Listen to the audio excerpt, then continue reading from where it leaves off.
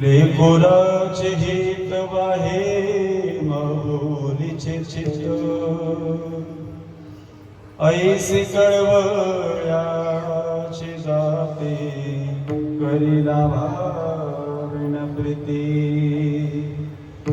पोटी भार वाहे त्याचे सर्वस्व हे साहे ऐसी कळवळ्याची जाती करीला भाविन प्रीती तुका म्हणे माझे तुम्हा संतावरी ओझे ऐसी कळवळ्याची जाती करीला भाविन प्रीती समचरण सरोजं सांद्रनीलावदाभं जगन्निहित फणिमण्डनमण्डनना तरुण तुलसीमाला कन्धरं कञ्जनेत्रं सदयधवलासं विठ्ठलं चिन्तयामि महायोगपीठे तटे भीमरक्षाम्बरं पुण्डरीकाय नाकमुन्द्रे समागत्य तिष्ठन्तमानन्दकन्दं परब्रह्मलिङ्गं भजे पाण्डुरङ्गं नमो विठ्ठला राजया पाण्डुरंगा नमो रुक्मिणी माऊली ज्ञानगंगा नमो पुंडलिका नमो चंद्रभागा नमस्कार माझा रुक्मिणी पांडुरंगा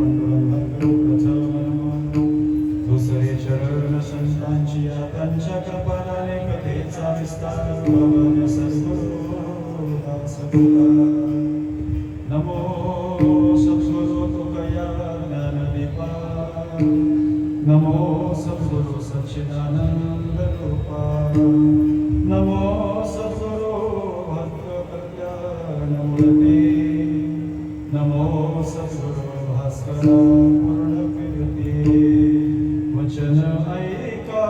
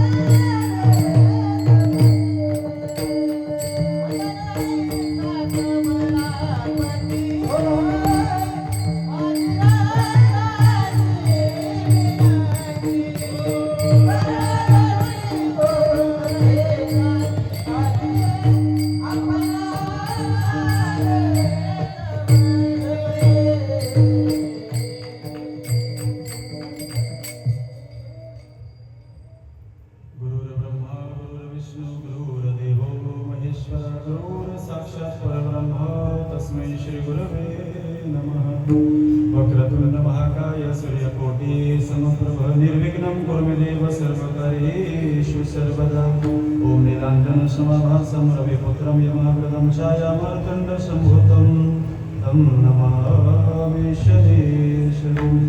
लेकुराचे हित वाहे माऊलीचे चित्त ऐसे कळवळ्याचे जाते करी लाभावीन प्रीती। अखंड गुणनिधान मुक्त कैवल्य तेजोनिधी परात्पर श्री अखिलेश्वर करुणालय रुक्मिणी प्राणसंजीवन पंढरीश पांडुरंग परमात्म्याच्या चरणारविंद होऊन अखिल कोट ब्रह्मांड नायक विश्वाधार जगदाधार करतुम करतुम अन्यत्र करतुम शक्ती विश्व नियंता जगत नियंता पंढरीश पांडुरंग परमात्मा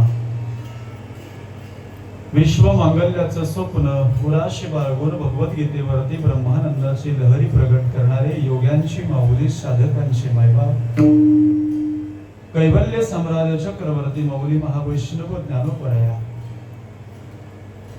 वैराग्याची प्रेम मूर्ती असणारे देहूगाव निवासी देवमान्य संत आणि संत मान्य संत असणारे श्रीमंत साधू जाळवणी संसार बैसलो अंगणी ही अवस्था ज्यांनी प्राप्त करून घेतली।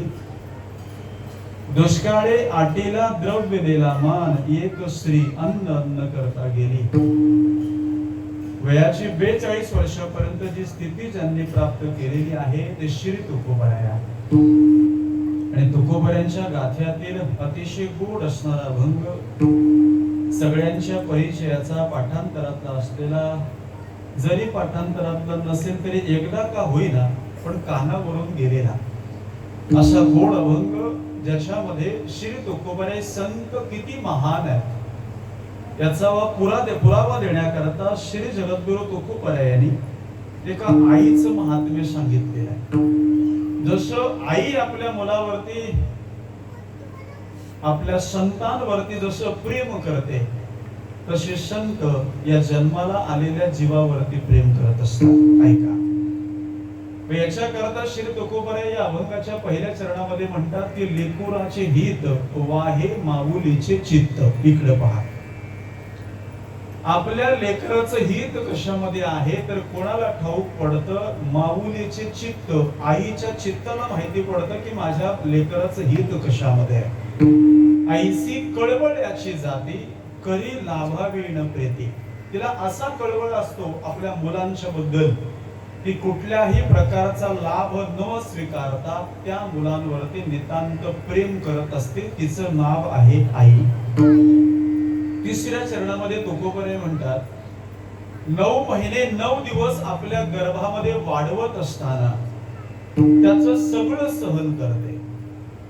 तुकोबरायांचं प्रमाण आहे पोटी भार वाहे त्याचे सर्वस्व ही साहे।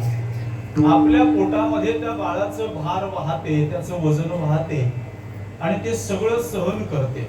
माझ्या समोर बसलेल्या सगळ्या महिला वर्गांना याचा अनुभव आहे।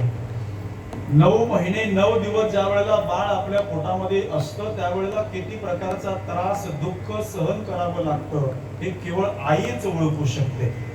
तुकोबराय म्हणतात पोटामध्ये वाढणाऱ्या बाळाला संगोपन करत असताना त्या बाळाची पुनर्रचना करत असताना आपल्याला हवी ती गोष्ट त्या 9 महिन्यामध्ये आई कधी खात नाही।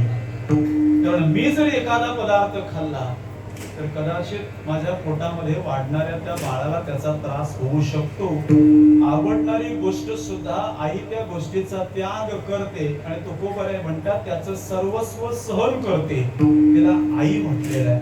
जसं आई बाळाचं ओझं त्या आईवर आहे तसं तुकोबराय म्हणतात संतांना साधूंना की माझं ओझं सुद्धा तुमच्यावर आहे। जसं आई त्या मुलांचा सांभाळ करते तसं माझं तुम्ही साधू संतांनी सांभाळ करावं असा गोड अभंग आजच्या सेवेकरता घेतलेला आहे। प्रस्तावनेमध्ये जास्तीचा वेळ न दवडता ज्या निमित्तानं तुम्ही आम्ही सगळेजण एकत्र आलेलो आहोत कारण मीमांसा तुम्हा आम्हाला सगळ्यांना ठाऊक आहे तरी सुद्धा वक्त्याचं आद्य कर्तव्य आहे की अल्पसा परिचय देणं गरजेचं आहे अगत्याचं आहे। आपल्या या भोईर परिवारातील कैलासवासी द्वारकाबाई आई शांतारामजी भोईर यांचं साधारणतः वयाच्या 75व्या वर्षी या ठिकाणी देहावसान झालं आणि त्यांच्या या अंत्येष्टीच्या कालावधीच्या निमित्तानं चालू असलेली भगवंताची सेवेच्या अनुषंगानं तुम्हा आम्हा सर्व संत सज्जन श्रोतू वर्गाचं झालेलं दर्शन 75 वर्ष जगत असताना सदैव या परिवाराला ज्या आईनं सुख दिलं, आनंद दिला, आज तीच आई त्या परिवारातून कायमची निघून गेलेली आहे. आपण दुखवट्याच्या चिठ्ठीमध्ये नेहमी लिहित असतो, आमच्याकडे दुखवट्याची चिठ्ठी लिहिली जाते, त्याला दुखवटा म्हणतात आमच्याकडे. आणि त्या चिठ्ठीमध्ये गेलेल्या मैताची तारीख, तिसरा दिवस, दशपिंड आणि उत्तर कार्य याचा उल्लेख त्याच्यामध्ये असतो. आणि त्या चिठ्ठीमध्ये एक वाक्य लिहिलं जातं, ईश्वर सत्ते पुढे इलाज नाही, असं वाक्य लिहिलं जातं. त्याच्यामध्ये वाक्य नेहमी वाचतो म्हणून आपल्याला त्याचं तारतम्य, त्याची किंमत कळत नाही. पण शेवट सांगेन, ईश्वराची सत्ता आहे म्हणून तुम्हाला आणि मला इथं स्वीकारलं जात आहे. ज्या दिवशी भगवंतानं आपलं कृपाछत्र काढलं त्या दिवशी डोक्याच्या केसापासून पायाच्या नखापर्यंत तुमची आणि माझी किंमत शून्य आहे. भगवंताची कृपा आहे, देवानं इथपर्यंत आत्मा दिलाय म्हणून तुम्हाला आणि मला विचारलं जात आहे. आज आईंच्या आत्म्याचा प्रवास आता पुढे चालू होतोय. आजचा कितवा दिवस आहे? 12व्या दिवसाला शास्त्रामध्ये सपिंडदान असा शब्द संबोधलेला आहे. इकडे पहा, तुम्ही इकडे पाहिलं तर कीर्तन कळेल, तुम्ही इकडे पाहिलं तर काहीच कळणार नाही. कळते ना तुम्हाला? तिकडे कोणाला काय करायचं ते करू द्या, तुम्ही फक्त इकडे माझ्याकडे पहा. मी दिसायला लय वाईट आहे का? बरं आहे ना? मग तुम्ही थोडा इकडे पहा. एक तासाभराचं चिंतन तुमच्या समोर मला मांडायचंय. 3-3.5 तासाचा प्रवास करून तुमच्या भेटी करता इथं आलोय. मग मी जेवढं बोलेन त्यातलं थोडं जर तुम्ही नाही ऐकलं तर माझं येणं वायाला गेलं. कळते ना माझं बोलणं? खरं तर इकडे येण्याचा योग बऱ्याच वेळेला आलेला आहे, तोही आईंचे सुपुत्र आदरणीय मुकेश भाऊंच्या निमित्तानं.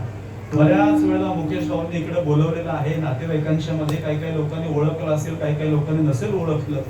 उंची तेवढीच आहे, जाडी पण तेवढीच आहे, बोलतोही तसाच आहे. त्याच्यामुळे काही लोकांचं ओळखणं असेल, काही दृष्टिक्षेपामध्ये ओळखणं होत नसेल.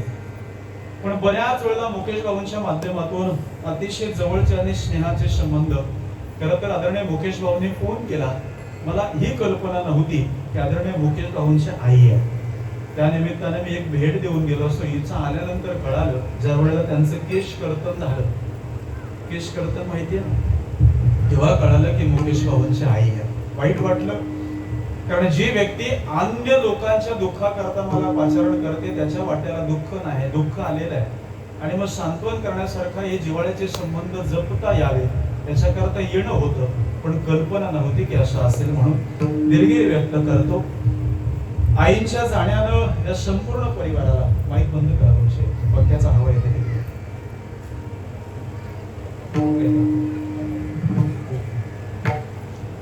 विठ्ठल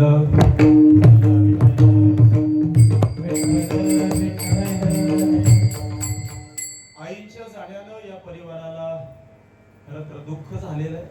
आणि सांत्वन करण्याकरता तुम्ही या अंत्येष्टीच्या कालामध्ये सगळेजण आपण एकत्र आलेलो आहोत. ऐका, उदरामध्ये वाढणारी 2 मुलं आणि 1 मुलगी, अर्थात परमादरणीय परमश्रद्धेय मोठे बंधू आदरणीय विश्वनाथ भाऊ शांताराम बाबा भोईर आणि दुसरे सुपुत्र सन्मित्र माझे परमार्थिक स्नेही आणि मोठे बंधू आदरणीय मुकेश भाऊ शांतारामजी भोईर आणि त्यांची कन्या आदरणीय ताईसाहेब संगीताताई सुरेशजी केणे, असा एक मोठा परिवार. मग याच्यामध्ये भाऊबंदकी आली, सुनबाई आली, नातवंड आली, पुतवंड आली, असा एक मोठा परिवार आदरणीय आमच्या द्वारकाबाई आईंचा पाहायला मिळतो. आईंच्या जाण्यानं हे दुःख या संपूर्ण परिवाराला झालेलं आहे. पण जसं मी मगाशी म्हटलं, ईश्वराची सत्ता आहे तोपर्यंत ठेवलं जात आहे, नंतर मात्र आपल्याला निघून जावं लागतं. जसं आईंचं जाणं झालेलं आहे तसं तुमचं आणि माझं सुद्धा कधीतरी होणार आहे, याच्याबद्दल शंका नाहीये. फक्त सांगू का, तुमच्या आणि माझ्या चेहऱ्यावरती आनंद काय, तर आमच्या मृत्यूची तारीख आम्हाला आतापर्यंत माहिती नाही. म्हणून आमच्या चेहऱ्यावरती आनंद आहे. एवढं तरी मानता की नाही? दोन गोष्टी देवानं आतापर्यंत आम्हाला सांगितल्या नाहीत. एक, आपल्या मृत्यूची तारीख, आणि नंबर 2, आपल्या मृत्यूची जागा. पिंपळघर वासियांना ज्या दिवशी मृत्यूची तारीख कळेल, खरं सांगा, चेहऱ्यावरती हसू असेल तर चेहऱ्यावरती रडू असेल? बोलत चला. ज्या दिवशी तुम्हाला कळालं की पिंपळघर गावामध्ये तुमचा या दिवसाचा शेवटचा मुक्काम आहे, त्या दिवशी तुमच्या चेहऱ्यावरती हसू असेल का रडू असेल? बाल्कनीत बसले तुम्ही सांगितलं तरी चालेल. कळालं तुम्हाला की तुम्ही जाणार आहात या दिवशी, हसू असेल का रडू असेल? मरण नुसतं नाव जरी काढलं तरी माणसाला भीती वाटते. वाटते की नाही? चला थोडस 5-6 वर्ष मागे जाऊ.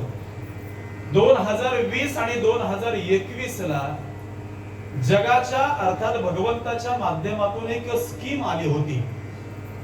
20 आणि 21 ला त्या स्कीम मध्ये आपलं गाव वगळलं होतं का? त्या स्कीम मध्ये होतं ना?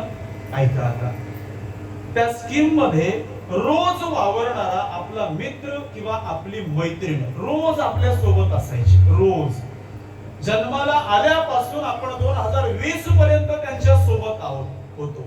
ऐका, रोज जेवायला सोबत, रोज फिरायला सोबत, रोज कपडे धुवायला, रोज पाणी भरायला, रोज स्वयंपाक करायला, रोज आम्ही एकमेकांच्या सोबत होतो, मित्र असू द्या किंवा मैत्रीण असू द्या. ऐका बरं. आणि 2020 ला जेव्हा ती स्कीम लागू झाली, त्यावेळेला तुमच्या त्या जवळच्या मित्राला किंवा मैत्रिणीला तुमच्या सोबत असताना फक्त शिंक आली, तुम्ही जाऊन त्याला मिठी मारली, खरं सांगा? बोलत चला. नाही मारली? मग काय केलं बरं? खरं सांगा, काय केलं बरं? लांब पळालो. सोपं विचारतो, भीती शिंकेची होती का भीती मरणाची होती?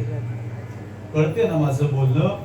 रोज सोबत राहणाऱ्या मित्राला मैत्रिणीला एकत्र राहतोय, एकत्र वावरतोय, एकत्र झोपतोय, एकत्र जेवतोय, त्या माणसाला नुसती शिंक आली तरी त्याच्यापासून 10 हात लांब पळायचो.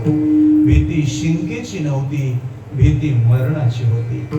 त्याला झालेला कोरोनाचा प्रादुर्भाव जर मला झाला तर मला सुद्धा पिंपळघर गावातून एक्झिट घ्यावं लागेल याची भीती होती बुवा. कळते ना माझं बोलणं? त्या माणसाला आपल्यापासून आपण पराभूत करतो. पण संत असे म्हणतात, इथं किती दिवसाकरता आलोय याची तारीख आणि वेळ तुम्हालाही माहिती नाही आणि मलाही माहिती नाही. म्हणून मिळालेल्या प्रत्येक क्षणाचा आनंद असा घ्या की चेहऱ्यावरती स्मित हास्य दिसल्यानंतर समोरच्याला प्रश्न पडला पाहिजे, याच्या वाट्याला सुख नेमकं कुठलं आहे? विठ्ठल.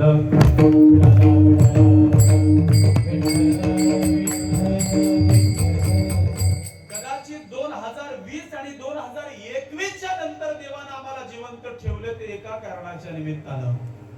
इथून पुढचं कार्य काहीतरी चांगलं आमच्या हातून घडणार असेल म्हणून देवानं आजचे दिवस दाखवले असते. अजून पुढचं ऐका, जर देवानं ठरवलं असतं की 2021च्या नंतर या माणसाचा काही काम पुढे होणार नाही, तर त्या मरणाऱ्यांच्या यादीमध्ये तुमचं आणि माझं नाव सुद्धा लिहून ठेवलं असतं आणि आजच्या दिवसाला तुम्ही आणि मी इथं नसतो. माझ्या जागेवर मुकेश बाबूंना कोणाला तरी दुसऱ्याला बोलवावं लागलं असतं. पण काहीतरी पुढचं कर्म माझ्या हातून चांगलं घडणार असेल म्हणून देवानं विचार केला की लवकर याला एक्झिट देऊन जमणार नाही, थोडे काही वर्ष पाहू आणि मग संदीप महाराजांना आपल्या जवळ बोलावून घेऊ. आम्ही रोज वाट पाहतो की देव आमच्या घरी यावा. बोलताना तुम्ही खरं सांगा, रोज तुम्ही बोलताना की देवाने एकदा का होईना आमच्या घरी यावा. मग असं कधी नाही वाटतो की देव असं बोलवत असेल की यानं माझ्या घरी कधीतरी यावा? याचा विचार केलाय पण कधी नाही करत. आम्हाला असं वाटतंय जेवढं सुख मिळालंय तेवढं माझ्या वाट्याला मिळावं, शेजाऱ्याचं वाटोळं झालं तरी चालेल. ज्ञानोबा गुण उभी देतात, आणि शरीर जात आघवे हे नाशिवंत स्वभावे, म्हणून तू अजून जावे पंढुकुमारा. हे शरीर जेवढं आहे तेवढं सगळं नाश पावणार आहे. याच्या भरोशावरती राहू नको. मिळालेलं आयुष्य सार्थकी लावायचं असेल तर ज्यानं तुला पाठवलंय त्याचं भजन करण्याचा प्रयत्न कर. ऐका, 2 गोष्टी सांगितल्या. एक तर भजन करा किंवा नंबर 2 भोजन करा. भोजन माहिती?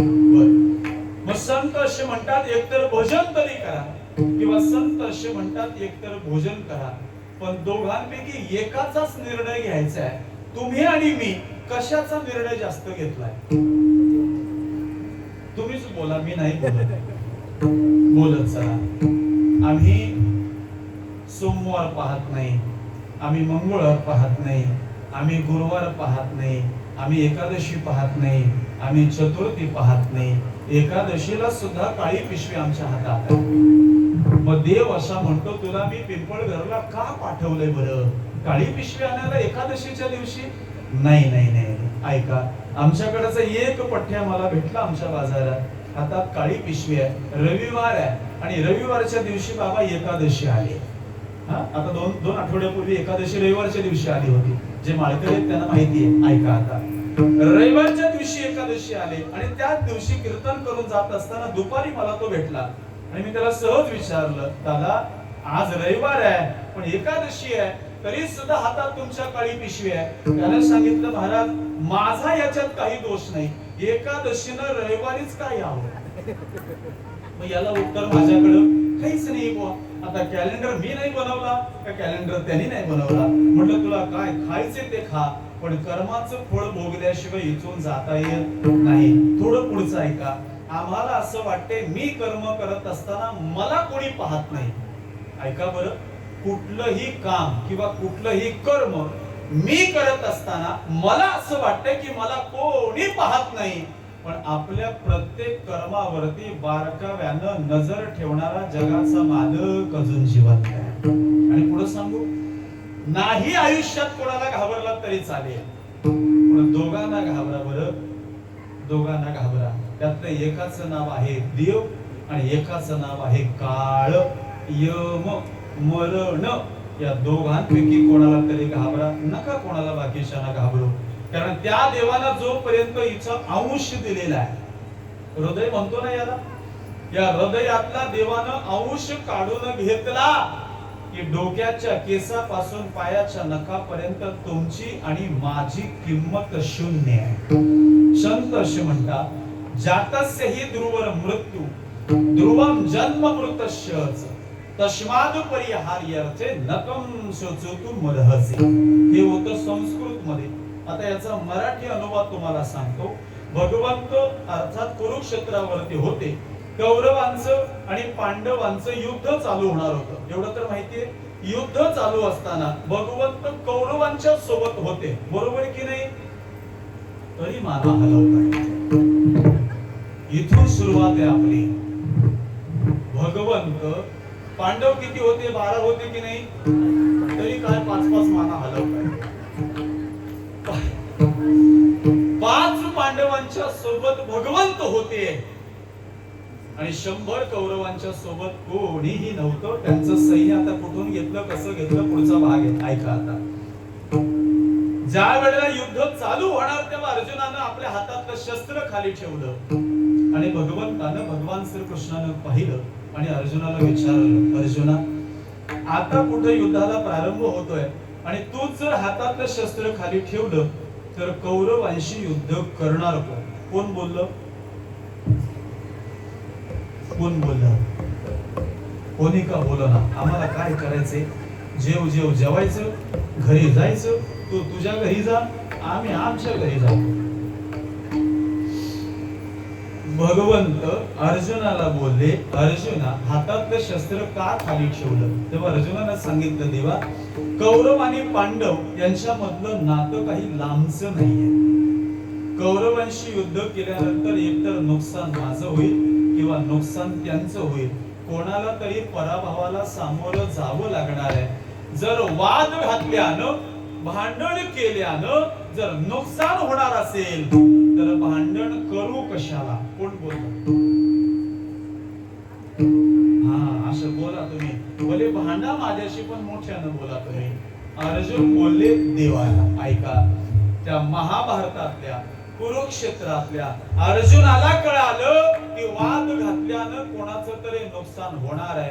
2026 ला आम्हाला आजही माहिती नाहीये की वाद घातल्यानं कोणाला तरी नुकसानाला सामोरं जावं लागणार आहे. ऐका बरं. मग भगवंतानं सांगितलं अर्जुनाला आणि पांडवांना, अरे कौरवांच्या वाट्याला मरण काल नाही आलं तर आज येईल, आज नाही आलं तर उद्या येईल, कधीतरी ते मरतील. मरण हे कोणाला चुकलं नाही. जोपर्यंत त्या देवाची कृपा तुमच्यावर आहे तोपर्यंत तुम्ही आणि मी पिंपळघर गावामध्ये आहोत. ज्या दिवशी देवानं आपली कृपा काढली त्या दिवशी आपल्याच घरची माणसं आम्हाला नेण्याकरता तयार आहेत. विठ्ठल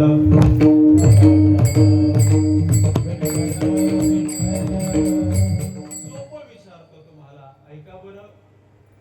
फुलातला सुगंध तोपर्यंत फुलाची किंमत आहे. ओसामध्ये जोपर्यंत गोडवा आहे तोपर्यंत ओसाची किंमत आहे. भुईमुगाच्या शेंगांमध्ये जोपर्यंत दाणा आहे तोपर्यंत भुईमुगाच्या शेंगांची किंमत आहे. तसं देहामध्ये जोपर्यंत आत्मा आहे तोपर्यंत देहाची किंमत आहे. गजरा माहितीये तुम्हाला? गजरा पायात घातला जातो ना, मग केसात. बर, केसात घातलेला गजरा किती वेळ तुम्ही तुमच्या जवळ ठेवता? बोलत चला.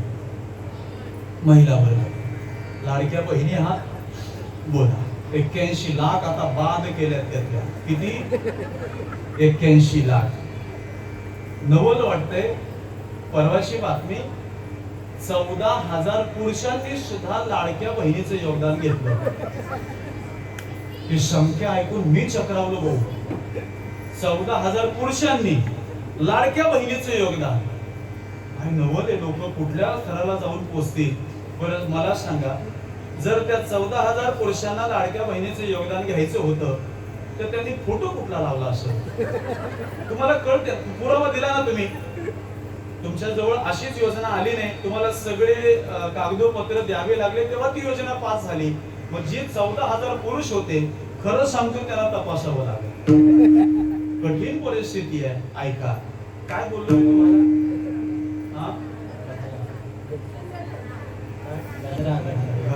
गजरा बाकी लक्षात राहिला तुमचा. किती वेळ गजरा तुमच्या जवळ राहतो? खरं सांगा, किती वेळ? मिनिटात सांगा, तासात सांगा, दिवसात सांगा, रात्रीत सांगा. किती वेळ राहतो? 10 मिनिटं, 15 मिनिटं, 20 मिनिटं, 1 तास, 2 तास, 3 तास, 4 तास, 5 तास, दिवसभर? किती वेळ? चला मी उत्तर देतो, वेळ घालवत नाही. त्या गजऱ्यामधून जोपर्यंत सुगंध येतोय, चांगला सुवास येतो, तोपर्यंत गजऱ्याला तुम्ही तुमच्या जवळ ठेवता की नाही? इकडे पहा, इकडे पहा. गजऱ्याला तुमच्या जवळ तुम्ही ठेवता. त्यातला सुगंध संपला की तुम्ही त्याला काढता ना आणि आपल्या घरातल्या कपाटातल्या तिजोरीत नेऊन ठेवता. मग एक ऊस माहिती? ऊस माहिती ना, एवढा जाड असतो की नाही? तरी हो म्हणतात. काय त्यांचं किती लक्ष मला आता कळतंय ते. ऐका, एवढा ऊस आहे, त्या ऊसातला गोडवा तुम्ही काढून घ्या. ऊसातला गोडवा काढून घ्या. आमच्याकडे त्याला चोथा म्हणतात. तो चोथा तुमच्या काही कामाचा आहे का गोडवा काढून घेतल्याच्या नंतर? नंबर 3, भुईमुगाची शेंग माहितीये? एवढी मोठी असते की नाही? एवढी भुईमुगाची शेंग, त्यातलं दाणा काढून घेतल्यानंतर वरच्या टरफलाची किंमत किती आहे? 0. चला, फुलातला सुगंध निघून गेला की त्याला कचऱ्यात जावं लागतं. भुईमुगाच्या शेंगातला दाणा निघून गेला की त्याला कचऱ्यात जावं लागतं. ऊसातला गोडवा निघून गेला की त्याला सुद्धा कचऱ्यात जावं लागतं. यातला आत्मा निघून गेला की याला मसनवट्यात जावं लागतं. कळते ना तुम्हाला? याला किंमत राहत नाही. देवानं दिले तोपर्यंत किंमत आहे. अजून पुढे चला. 3 प्रश्न विचारतो तुम्हाला. स्मशानावरती घेऊन जाण्याकरता 4 खांदेकरी आणि एक शिदोरी पकडणारा आपल्या घरातला असतो का बाहेरच्या गावातला बोलवावा लागतो? घरातला. एक. नंबर 2, तिथं त्या चितेवरती ठेवल्यानंतर अग्नी देणारा जो माणूस आहे तो बाहेरच्या गावातून बोलवावा लागतो का आपल्या गावातला असतो, आपल्या घरातला असतो? घरातला असतो. आणि तिसरा प्रश्न, आमच्या घरचे सगळे पाहुणे आले, आता यांना उचला, अशा म्हणणारा व्यक्ती आपल्या घरातला असतो का बाहेर गावचा असतो? बोलत चला. बाहेरचा? मग घरातला. तिने प्रश्नांची उत्तरं कळाली ना? ऐका.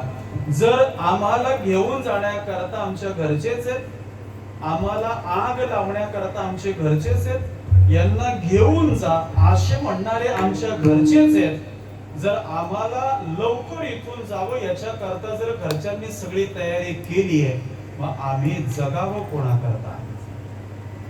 येतंय ना डोक्यात? शिदोरी पकडणारा घरचाच आहे, अग्नी देणारा घरचाच आहे, यांना घेऊन जा म्हणणारा सुद्धा घरचाच आहे. येताना मी काही आणलं नाही, जाताना मी काही सोबत घेऊन जाणार नाही, मग मधलं माझं आहे कशावरून? प्रश्न कळतोय ना? कोणी येताना पिंपळ घरामध्ये काही आणलं का सोबत? काहीच नाही, शून्य. बर, जाताना तुम्ही काही घेऊन जाणार आहात का? तुमची खूप इच्छा आहे, पिंपळ घरच्या सासूबाईची खूप इच्छा आहे की 8 तोळ्याची गंठण मागच्या 1 महिनाभरापूर्वी केली आहे. आता जाताना ती गंठण माझ्या सोबत घेऊन जाईल, पण सुनबाई ती गंठण नेऊन देईल का? तुमची जरी इच्छा असली तरी सगळं तुम्हाला इथं सोडून जायचं आहे. ऐका, येताना काही आणलं नाही, जाताना काही नाही, मग माझं कुठलं आहे कशावरून? आम्ही भांडण करतोय ते मधल्या करता, हे सुरुवातीचंही माझं नाही, शेवटचंही माझं नाही, मग मधलं जे आहे ते माझं आहे. या माझं, मी आणि मला या 3 गोष्टी करता तुम्ही आणि मी सध्या भांडण करतो. कुठल्या गोष्टी? माझं, मला आणि मी, या 3 गोष्टी करता मी भांडण करतोय की मला तेवढं सुख मिळालं पाहिजे. मगाचं वाक्य शेजाऱ्याचं वाटोळं झालं तरी चालेल. बोलू पुढे आता? चला पुढे बोलतो. तुमच्या घरामध्ये तुम्ही शांत बसला, टीव्ही लावले, टीव्ही बघता बघता घरातली लाईट गेली. गेली लाईट? चला, लाईट गेल्याच्या नंतर तुम्ही तुमच्या घरामध्ये शांत बसत नाही, तुम्ही तुमच्या दाराच्या पायरीवरती येता, शेजारच्याची गेली की नाही बघता. जर त्याची गेली असेल मग तुम्हाला शांतता आहे, पण त्याची आहे आणि तुमचीच गेली, खरं सांगा तळमळ चालू होते की? कळते ना माझं बोलणं? सोपं सांगते तुम्हाला. आम्हाला दुसऱ्याचं सुख मुळात पाहावत नाही, पण संत म्हणतात की हे उसनं आणलंय आणि उसनं ज्याचं त्याला परत करायचंय. 5 लोकांकडून याला बनवलंय. कोण 5 लोक माहितीये? ज्यांना पंचमहाभूत म्हटलं जातं. एक आहे, बोला, पृथ्वी, आग, तेज, वायू आणि शेवटचा आहे गायछाप. काय? आकाश. आकाश. या 5 लोकांकडून याला बनवलंय आणि 5 लोकांचा परतावा त्यांना द्यायचा आहे. कधी देतात सांगू? ती मोठी मंडळी, पुरुष मंडळी स्मशानभूमीवरती असतात. घरचा वारसदार आहे, त्याच्या खांद्यावरती घागर दिली जाते, सभोवताली फेऱ्या मारल्या जातात. 5 पंचतत्वाचा देह बनलाय, ज्याचा आहे त्याचा परत आम्हाला द्यायचा आहे. आमच्याकडे त्याला उसनं म्हणतात, उसनं. शेजारण्याकडनं काही जर तुम्ही आणलं तर त्याचा त्याला तुम्ही परत करता, ते आपल्या घरी ठेवता. तुमच्याकडे काय पद्धत आहे पिंपळघरला परत करताना? सोपं सांगतो चला. पिंपळघर गावामध्ये अतिशय गरीब परिवार, गरीब परिवारामध्ये, गरीब घरामध्ये श्रीमंत पाहुणे आले. ऐकताय ना? श्रीमंत पाहुणे घरात आलेत, मग पाहुण्यांचा पाहुणाचार करायचा आहे. मग कमीत कमी चहा तरी ठेवली पाहिजे. मग चहा ठेवण्याकरता घरामध्ये साधन सामग्री पाहिजे. काय काय लागते चहा बनवायला? चहा पावडर आणि साखर, या 2 गोष्टी पाहिजे. तिनं आपल्या पतिदेवांना सांगितलं, गावामध्ये किराणा मालाचं दुकान आहे, आपण तिकडून जाऊ, चहा पावडर आणि साखर घेऊन या. मी घरामध्ये त्या श्रीमंत पाहुण्याला काय ठेवते? चहा ठेवते. ऐकताय ना तुम्ही? ऐका. नवऱ्यानं ऐकलं. किराणा मालाच्या दुकानात गेला चहा आणि चहा पावडर आणि साखर आणायला.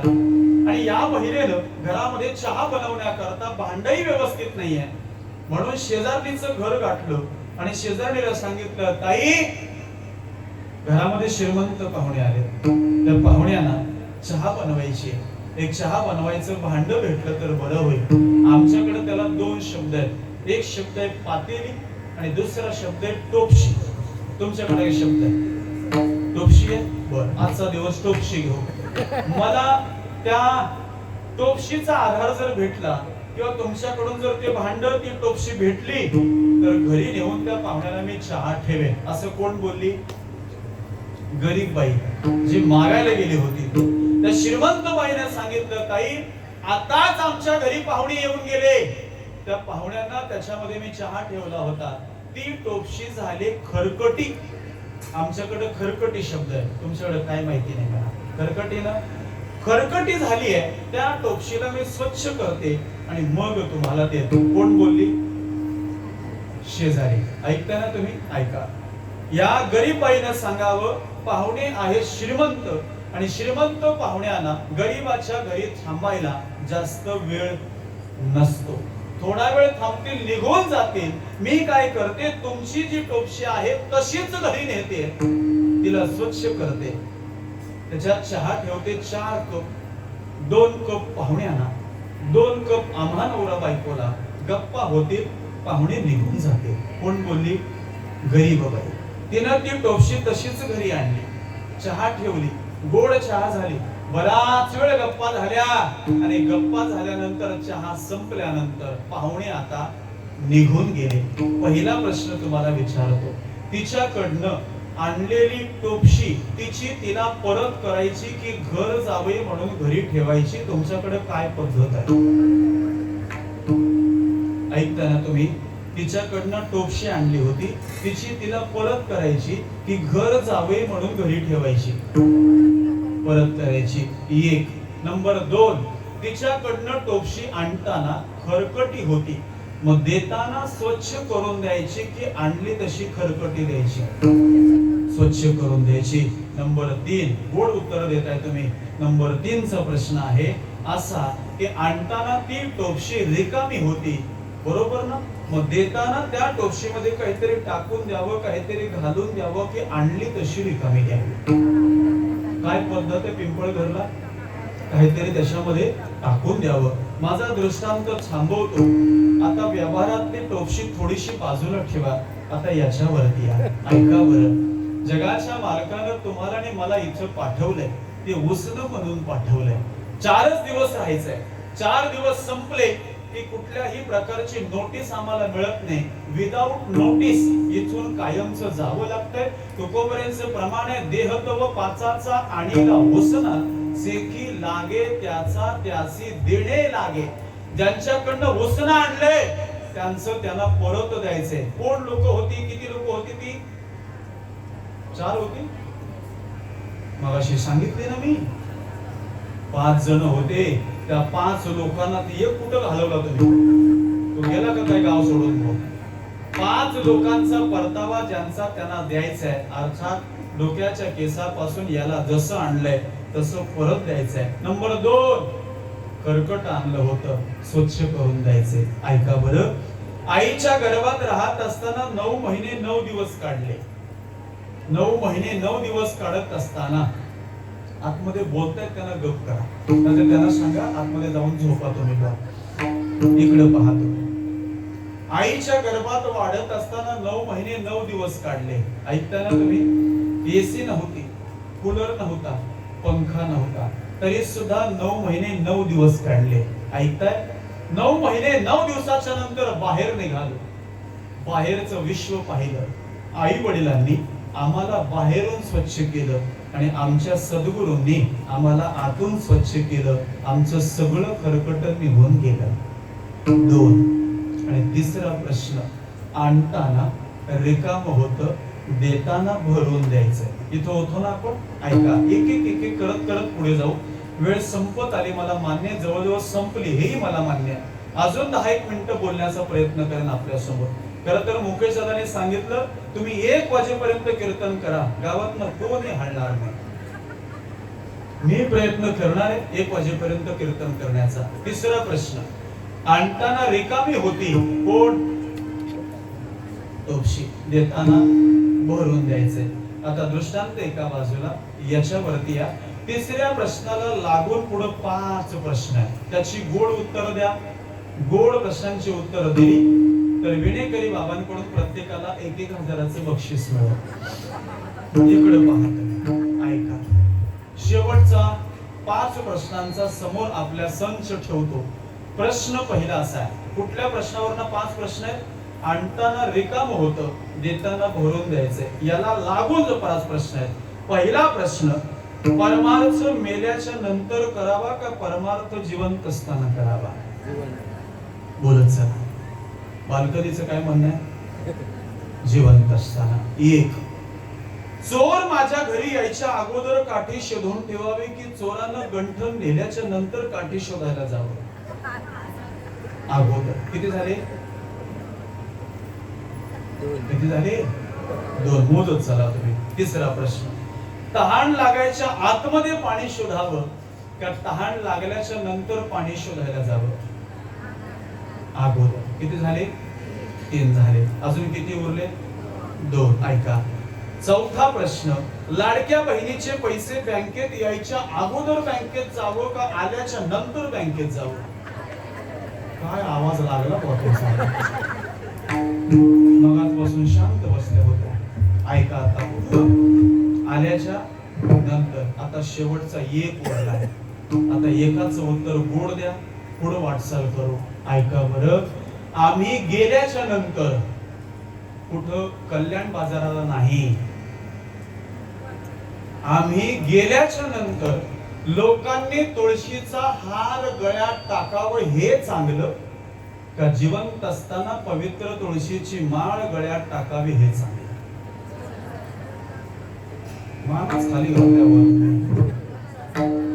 परत विचारतो बरं, आम्ही जिवंत असताना नाही, आम्ही गेल्याच्या नंतर लोकांनी तुळशीचा हार गळ्यात घालावं हे चांगलं का जिवंत असताना तुळशीची माळ गळ्यात घालावी हे चांगलं? का घालत नाही तुम्ही? ओरडून बाबा रोज सांगताना तुम्ही की एकदा ती तुळशीची माळ धारण करा, तुमचं हित कशात आहे तुम्हाला कळणार आहे. ऐका. आणि संतांनी ते हित आम्हाला सांगितलंय. ऐका. नामदेवरायांचं प्रमाण एक, उठा उठा साधू संत, साधा आपुलाने हित, गेला गेला हा नरदेह किंवा जाईल हा नरदेह, मग कैसा भगवंत. गेल्यानंतर याची साधना होत नाही, ती जिवंत असताना करावी लागते. संत असे म्हणतात, आपुलिया हिता जो असे जागता. 1 तुकोबारांचं दुसरं प्रमाण आहे, हित ते करावे देवाचे चिंतन, करोनिया मन एक विध. संत आम्हाला मुक्ती आणि मोक्ष दाखवण्याकरता आले आणि तुकोबाराय म्हणतात, ती जागा जशी संत आम्हाला दाखवतात, त्या हिताची गोष्ट आम्हाला कोण दाखवते तर आपली जन्मदाती आई, अभंगाचं पहिलं चरण.